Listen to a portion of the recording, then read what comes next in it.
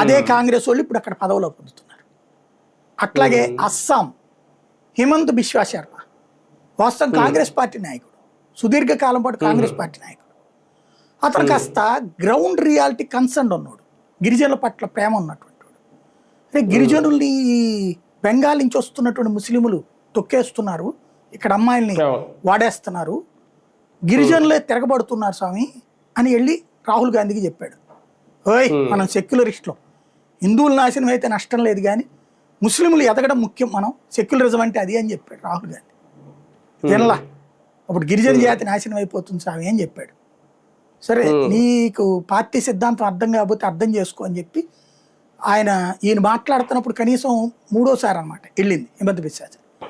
వెళ్తే కనీసం మూడోసారి కూర్చోవడానికి కూడా అవకాశం ఇవ్వకుండా కుక్కకి బిస్కెట్లు పెట్టే చోటకి రమ్మనమని అక్కడికి పిలిపించుకున్నాడు.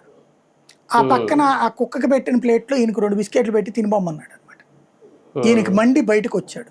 వచ్చి రావడంతోనే ఇంత అవమానమా ఓ గిరిజన నాయకుడిని నా పట్ల, ప్లస్ సుదీర్ఘకాలం పాటు పార్టీని 35 ఏళ్ల నుంచి పార్టీని నమ్ముకుని ఉన్నాడు, ఇదేం ధోరణి, అక్కడ అస్సాం గణ పరిషత్తో పొత్తు అంటాడు, ఇంకోటితో అంటాడు, ఇదేం కర్మ మనకి అని చెప్పేసి నేను రాజీనామా చేస్తున్నాను అన్నాడు.